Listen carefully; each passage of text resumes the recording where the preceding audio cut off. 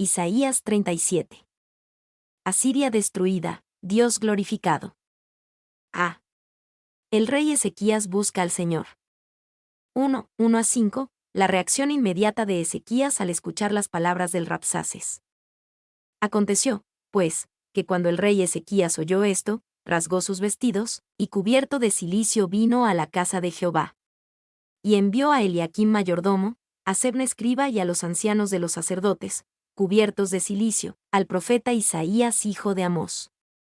Los cuales le dijeron: Así ha dicho Ezequías, día de angustia, de reprensión y de blasfemia es este día, porque los hijos han llegado hasta el punto de nacer, y la que da a luz no tiene fuerzas.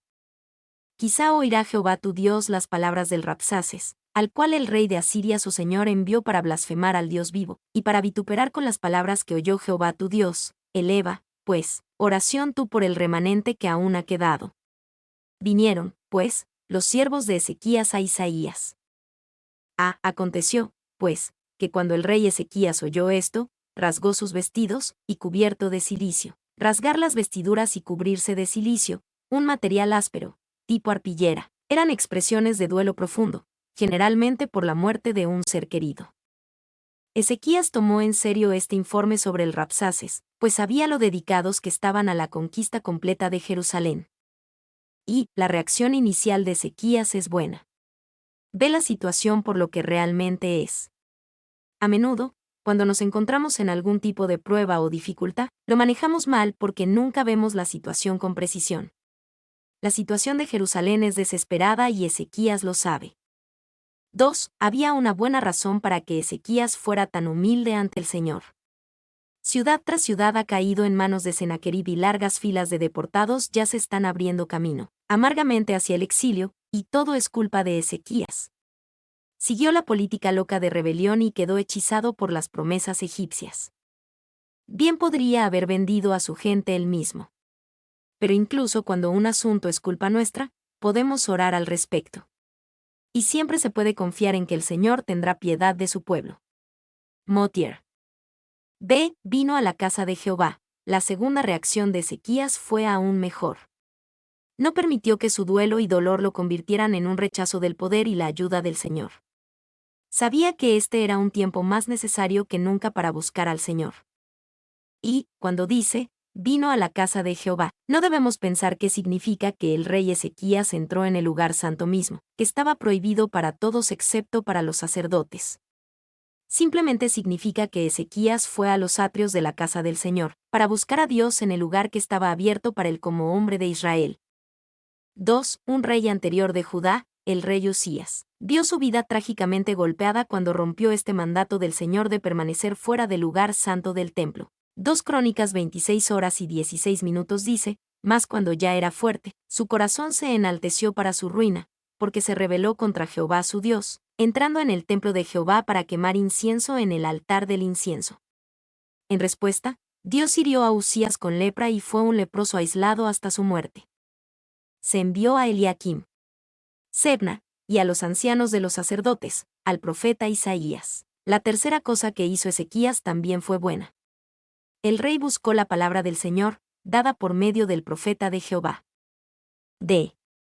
Los hijos han llegado hasta el punto de nacer, y la que da a luz no tiene fuerzas. Ezequías puso estas palabras en boca de sus mensajeros a Isaías para expresar la calamidad total de la situación. Esta era una expresión proverbial para un desastre, una mujer tan agotada por el trabajo de parto que no podía completar el parto, por lo que era probable que tanto la madre como el niño murieran. Quizá oirá Jehová tu Dios las palabras del Rabsaces. Ezequías sabía que su única esperanza era que Dios se ofendiera por las blasfemias del Rabsaces y se levantara contra él. Eleva, pues, oración tú por el remanente que aún ha quedado. Era como si Ezequías dijera: Isaías, ruega por nosotros. Nuestra nación está devastada por esta invasión asiria y solo Jerusalén queda en pie. Ora por el remanente que aún ha quedado. 2, 6-7, las palabras de seguridad de Isaías para el rey Ezequías. Y les dijo Isaías: diréis así a vuestro Señor: así ha dicho Jehová, no temas por las palabras que has oído, con las cuales me han blasfemado los siervos del rey de Asiria. He aquí que yo pondré en él un espíritu, y oirá un rumor, y volverá a su tierra. y haré que en su tierra perezca a espada. Así ha dicho Jehová. Isaías sabía que hablaba como profeta de Jehová. Sin dudarlo, habla como si hablara por Jehová Dios del cielo. Podemos estar seguros de que Isaías no se tomaba esto a la ligera.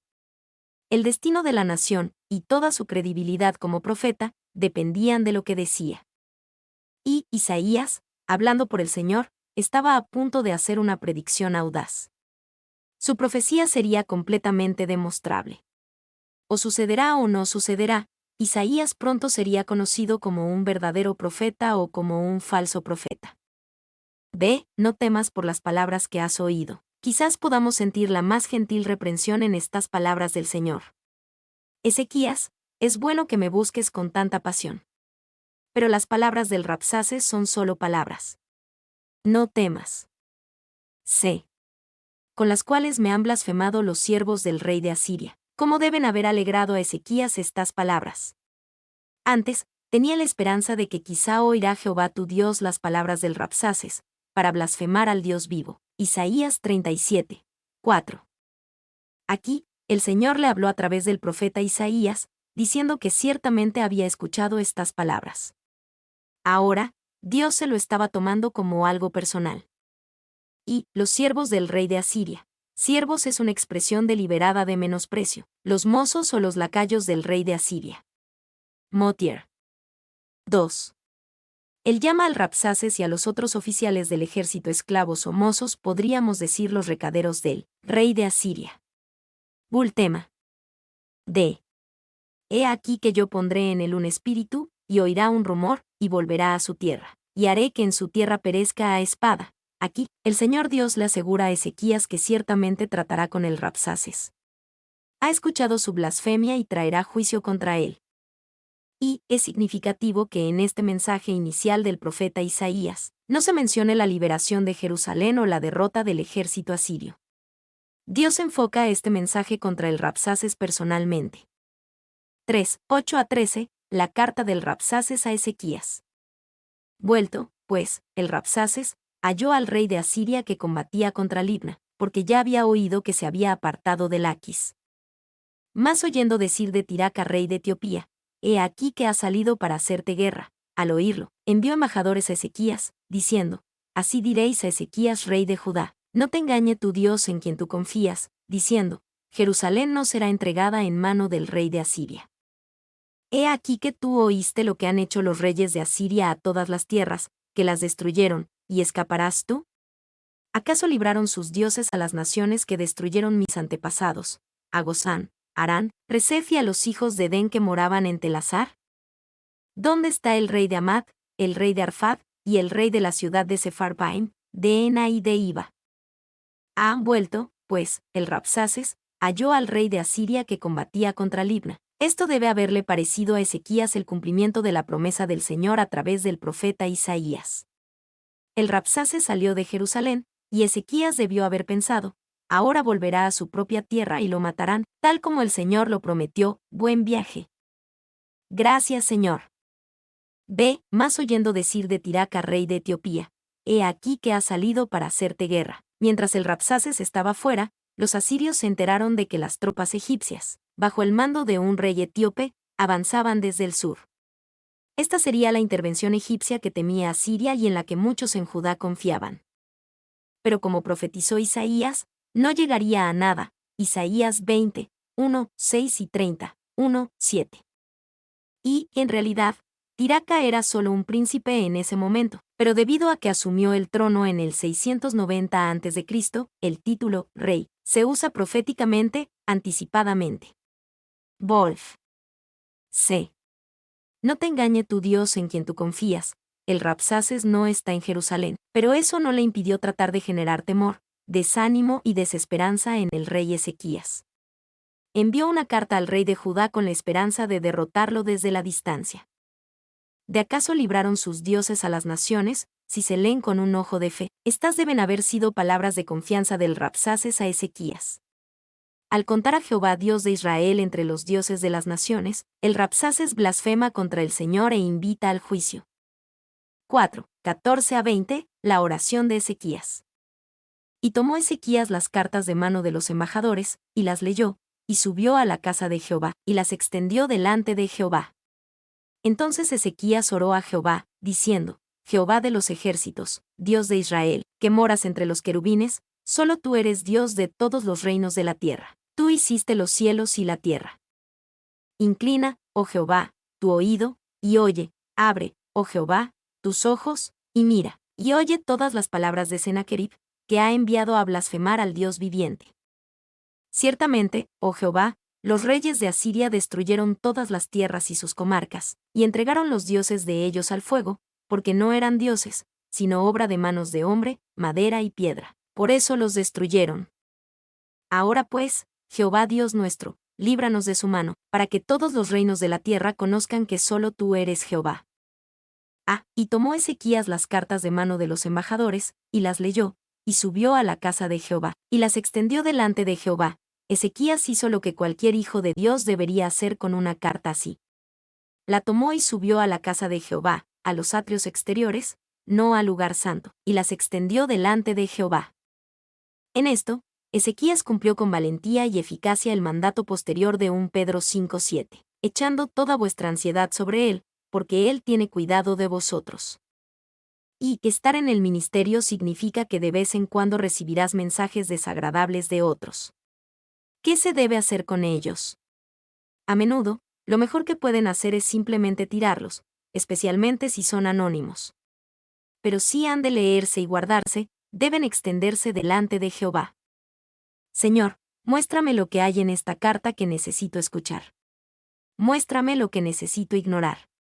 Ayúdame a ver más allá de los modales o el tono pecaminoso de esta persona y ver si tienes algo en esto para mí. 2. Un viejo predicador recibió una carta sin remitente en el sobre. Cuando lo abrió, vio una sola hoja de papel con una sola palabra: tonto. Lo llevó al púlpito el domingo siguiente y dijo: recibí una carta inusual esta semana. Nunca antes había recibido una carta donde el escritor firmara su nombre, pero olvidara escribir algo más. D. Jehová de los ejércitos. Este título para nuestro Dios significa esencialmente, Señor de los ejércitos. Ezequías estaba atravesando una crisis que era principalmente de naturaleza militar, por lo que tenía sentido que se dirigiera al Señor primero de acuerdo con el aspecto de la naturaleza de Dios que más necesitaba. Señor de los ejércitos, envía algunas tropas para ayudarnos. C. Dios de Israel. Este título de Dios le recordaba a Ezequías y también al Señor, en nuestra forma humana de entender que Jehová Dios era el Dios del pacto de Israel y que no debía abandonar a su pueblo. D. Que moras entre los querubines. Aquí, Ezequías ve la gran majestad de Dios. Ciertamente, el que mora entre los querubines nunca permitiría que las blasfemias del Rabsaces queden impunes. Solo tú eres Dios. Dios es un título simple para nuestro Señor, pero quizás el más poderoso. Si Él es Dios, entonces ¿habrá algo que no pueda hacer? Si Él es Dios, ¿qué está más allá de su control? Ezequías se da cuenta del hecho más fundamental de toda la teología: Dios es Dios, y nosotros no. Dios es Dios, y el Rabsaces y los asirios no lo son. Tú hiciste los cielos y la tierra. Al reconocer a Jehová Dios como creador, Ezequías vio que el Señor tenía todo el poder y todos los derechos sobre todo lo creado. Casi podemos sentir cómo aumentaba la fe de Ezequías mientras oraba esto. Inclina, oh Jehová, tu oído, y oye, abre, oh Jehová, tus ojos, y mira. Ezequías sabía muy bien que Jehová ciertamente escuchó y vio las blasfemias del Rabsaces. Esta es una forma poética de pedirle a Dios que actúe sobre lo que ha visto y oído, asumiendo que si Dios ha visto tales cosas, ciertamente actuará. Todas las palabras de Sennacherib, que ha enviado a blasfemar al Dios viviente. En su oración, el rey Ezequías establece el contraste entre el Dios viviente y los dioses falsos de las naciones que los asirios ya han conquistado.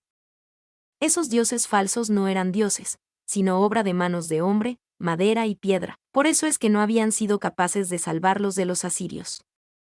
Pero Ezequías ora confiadamente para que el Dios viviente los salve, para que todos los reinos de la tierra conozcan que solo tú eres Jehová. Isaías trae la respuesta del Señor a la oración del rey Ezequías y un mensaje para el Rabsaces. 1:21. El poder de la oración de Ezequías. Entonces Isaías hijo de Amós envió a decir a Ezequías: Así ha dicho Jehová Dios de Israel, acerca de lo que me rogaste sobre Sennacherib rey de Asiria. Acerca de lo que me rogaste, la gloriosa respuesta que llena el resto del capítulo vino porque Ezequías oró. ¿Y si no hubiera orado? Entonces debemos pensar que no habría recibido ninguna respuesta y que Jerusalén habría sido conquistada. La oración de Ezequías realmente importaba. ¿Cuántas bendiciones, cuántas victorias, cuántas almas salvadas para la gloria de Jesús yacen sin reclamar en el cielo hasta que el Señor pueda decir, acerca de lo que me rogaste? 2, 22-35, el mensaje del Señor para el Rabsaces. Estas son las palabras que Jehová habló contra él: la virgen hija de Sión te menosprecia, te escarnece. Detrás de ti mueve su cabeza la hija de Jerusalén. ¿A quién vituperaste, y a quién blasfemaste? ¿Contra quién has alzado tu voz, y levantado tus ojos en alto? Contra el Santo de Israel. Por mano de tus siervos has vituperado al Señor, y dijiste: con la multitud de mis carros subiré a las alturas de los montes, a las laderas del Líbano. Cortaré sus altos cedros, sus cipreses escogidos, llegaré hasta sus más elevadas cumbres, al bosque de sus feraces campos. Yo cavé, y bebí las aguas, y con las pisadas de mis pies secaré todos los ríos de Egipto. ¿No has oído decir que desde tiempos antiguos yo lo hice, que desde los días de la antigüedad lo tengo ideado? Y ahora lo he hecho venir, y tú serás para reducir las ciudades fortificadas a montones de escombros. Sus moradores fueron de corto poder, fueron acobardados y confusos, fueron como hierba del campo y hortaliza verde, como heno de los terrados, que antes de sazón se seca. He conocido tu condición, tu salida y tu entrada, y tu furor contra mí. Porque contra mí te airaste, y tu arrogancia ha subido a mis oídos. Pondré, pues, mi garfio en tu nariz, y mi freno en tus labios, y te haré volver por el camino por donde viniste. Y esto te será por señal: comeréis este año lo que nace de suyo, y el año segundo lo que nace de suyo, y el año tercero sembraréis y segaréis, y plantaréis viñas, y comeréis su fruto. Y lo que hubiere quedado de la casa de Judá y lo que hubiere escapado, volverá a echar raíz abajo, y dará fruto arriba. Porque de Jerusalén saldrá un remanente, y del monte de Sión los que se salven. El celo de Jehová de los ejércitos hará esto. Por tanto, así dice Jehová acerca del rey de Asiria: no entrará en esta ciudad, ni arrojará saeta en ella. No vendrá delante de ella con escudo, ni levantará contra ella baluarte. Por el camino que vino, volverá, y no entrará en esta ciudad, dice Jehová. Porque yo ampararé a esta ciudad para salvarla, por amor de mí mismo, y por amor de David mi siervo. La virgen hija de Sión te menosprecia, te escarnece. La idea es que los asirios han llegado para violar a la hija de Sión, la ciudad de Jerusalén. Pero Dios no se los permitirá. Y Jerusalén es representada como una niña que rechaza con desprecio las insinuaciones desagradables de un patán. Brogan. 2. Virgen se usa aquí en el sentido de que no ha sido tocada por el merodeador. El asirio venía con la intención de violarla, pero su víctima permanece ilesa porque has orado. Motier. Ve, ¿a quién vituperaste, y a quién blasfemaste? ¿Contra quién has alzado tu voz, y levantado tus ojos en alto? Contra el Santo de Israel, el Señor, hablando a través de Isaías, simplemente le dice al Rabsaces: ¿sabes con quién estás tratando? El Rabsaces evidentemente no lo sabía. Y, curiosamente, es posible que esta profecía nunca haya llegado a oídos del Rabsaces. Después de todo, Isaías no tenía precisamente libre acceso a él. Pero quizás antes de su terrible final, Dios encontró la manera de hacerle llegar esta profecía. O quizás Dios lo tenía para este blasfemo como un mensaje especial en el infierno. Por lo menos, esta profecía habría sido muy alentadora para Ezequías y todo Judá, incluso si el Rabsaces nunca la hubiera escuchado en esta tierra. C. Con la multitud de mis carros subiré a las alturas de los montes. Aquí, el Señor describe el gran orgullo que los asirios tenían en sus propias conquistas. Pero se olvidaban de que el Señor estaba realmente a cargo. Ahora lo he hecho venir, y tú serás para reducir las ciudades fortificadas a montones de escombros. Sus moradores fueron de corto poder. Incluso si los asirios no lo sabían, le debían su éxito al Señor. ¿Y cuán humillante debe haber sido esto para los asirios? Todo el tiempo, pensaron que era debido a su gran poder que habían logrado tanto. Aquí, Dios deja en claro que fue su poder el que lo hizo. D. He conocido tu condición, tu salida y tu entrada. Dios sabía todo acerca de este enemigo, y debido a que Asiria fue demasiado lejos al blasfemar contra aquel que hizo posible todo su éxito, pondré, pues, mi garfio en tu nariz, y te haré volver por el camino por donde viniste. Esta fue una declaración especialmente dramática, porque así es exactamente como los asirios hacían marchar cruelmente a aquellos a quienes obligaban a reubicarse, fuera de sus tierras conquistadas. Ellos alineaban a los cautivos y clavaban un gran anzuelo a través del labio o la nariz de cada cautivo, los ensartaban a todos y los hacían marchar. Dios le dijo a Asiria, voy a hacerte lo mismo. Comeréis este año lo que nace de suyo. La invasión impidió la siembra en el 702 a.C., pero cuando la amenaza se disipó en el 701, encontrarían suficiente crecimiento para preservar la vida. En el 701, los asirios que se retiraron todavía inhibían la agricultura, pero en el 700 todavía habría suficiente a través del crecimiento fortuito. Así, el Señor confirmaría retrospectivamente que fue su mano la que dispersó la amenaza.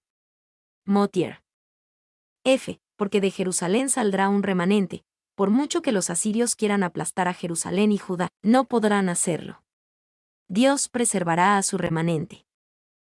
No entrará en esta ciudad, ni arrojará saeta. Porque yo ampararé a esta ciudad para salvarla, por amor de mí mismo, y por amor de David mi siervo. Dios clara y explícitamente traza una línea. Aunque la maquinaria militar asiria está preparada para sitiar Jerusalén y finalmente aplastarla, no lo hará. El rey de Asiria no entrará en esta ciudad, porque Dios la defiende. ¿Y por qué defiende Dios la ciudad? Por amor de mí mismo. Dios defenderá su propia gloria. A menudo pensamos innecesariamente que debemos defender la gloria del Señor. Pero ese no es realmente el caso. Dios es más que capaz de defender su propia gloria. 2. ¿Por qué defiende Dios la ciudad? Por amor de David mi siervo. El rey David había muerto casi 300 años antes de esto, pero Dios aún cumplía su promesa a David. 2 Samuel 7, 10-17. Dios defendería a Jerusalén, no por el bien de la ciudad en absoluto, Jerusalén merecía ser castigada, sino que Él lo hacía por amor de sí mismo y por amor de David. De la misma manera, Dios el Padre nos defiende y nos bendice, no porque lo merezcamos, a menudo merecemos su juicio, pero a menudo lo hace por amor a sí mismo y por amor a Jesucristo nuestro Señor. 3, 36. Dios derriba al poderoso ejército de Asiria. Y salió el ángel de Jehová y mató a 185,000 en el campamento de los asirios. Y cuando se levantaron por la mañana, he aquí que todo era cuerpos de muertos. Y salió el ángel de Jehová, sencilla y poderosamente, Dios destruye a esta poderosa nación en una noche. 185,000 murieron a manos del ángel de Jehová.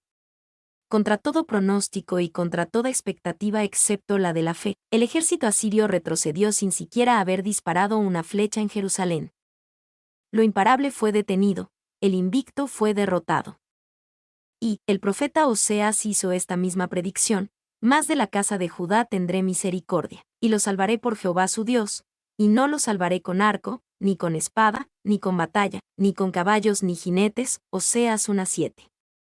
2. Heródoto, el historiador griego, registró que una noche el campamento del ejército de Sennacherib estuvo infestado de ratones, o ratas, que destruyeron las flechas y las correas de los escudos de los soldados. Probablemente obtuvo esta tradición de fuentes egipcias, y bien podría ser una versión algo confusa del evento registrado aquí. Grogan. Todo era cuerpos de muertos. Esto no fue difícil para Dios. Mucho más difícil para el Señor fue poner los corazones y las mentes de su pueblo en el lugar correcto.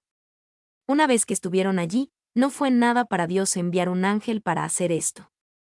4. 37-38. El fin de Sennacherib, rey de Asiria. Entonces Sennacherib, rey de Asiria, se fue, e hizo su morada en Nínive. Y aconteció que mientras adoraba en el templo de Nisroch su dios, sus hijos Adramelech y Sarecer le mataron a espada, y huyeron a la tierra de Ararat, y reinó en su lugar Esaradón su hijo. Entonces Sennacherib, rey de Asiria, se fue, Esto fue exactamente como Dios dijo que pasaría. Pero Sennacherib se fue todavía lleno de orgullo. Después de este retiro de Judá, Sennacherib encargó un registro, que se conserva en los espectaculares anales de Sennacherib, el prisma de Taylor, que se puede ver en el Museo Británico. Muestra lo lleno de orgullo que aún estaba el corazón de Sennacherib, incluso si no conquistó Jerusalén. Y ataqué a Ezequías, rey de Judá, que no se había sometido a mí, y tomé 46 fortalezas, fuertes y ciudades pequeñas. Llevé cautivas a 200.150 personas, grandes y pequeñas, hombres y mujeres, una multitud de caballos, toros jóvenes, asnos, camellos y bueyes. Al mismo Ezequías encerré en Jerusalén como un pájaro en su jaula. Puse bancos contra la ciudad. Separé sus ciudades cuyos habitantes había tomado prisioneros y se las di a Mitiniti, rey de Asdod, Padi, rey de Ecrón, y Silbel, rey de Gaza, y por lo tanto reduje su país. Y agregué otro impuesto al que había agregado antes. Citado en Bultema. 2. El relato bíblico concluye con la muy debatida declaración de que el ejército asirio fue derribado de alguna manera durante la noche con una pérdida considerable de vidas, tras lo cual se canceló el asedio. Los anales asirios están de acuerdo tácitamente con la versión bíblica al no afirmar que Jerusalén fue tomada, solo describiendo el tributo de Ezequías. T.S. Mitchell, La Biblia en el Museo Británico. B. Y aconteció, entre Isaías 37 horas y 37 minutos e Isaías 37 horas y 38 minutos, pasaron unos 20 años. Quizás Sennacherib pensó que se había escapado del juicio de Dios, pero no fue así. Encontró el amargo final de la muerte al final de las espadas que sostenían sus propios hijos. Y una vieja leyenda judía, y no es más que una leyenda, dice cómo fue que los hijos de Sennacherib vinieron a matarlo. Sennacherib estaba preocupado por cómo Dios parecía bendecir tanto a los judíos, que trató de averiguar por qué. Alguien le dijo que era porque Abraham había amado tanto a Dios que estuvo dispuesto a sacrificar a su hijo al Señor. Sennacherib pensó que quería ser aún más favorecido por Dios, por lo que decidió matar a 2 de sus hijos en sacrificio al Señor, y volverse aún más bendecido que Abraham y sus descendientes. Pero sus 2 hijos se enteraron del plan y lo mataron antes de que pudiera matarlos, cumpliendo así la palabra de Jehová. Mi nombre es Demim. Soy tu asistente personal. Mi sitio en internet es demim.es.tl.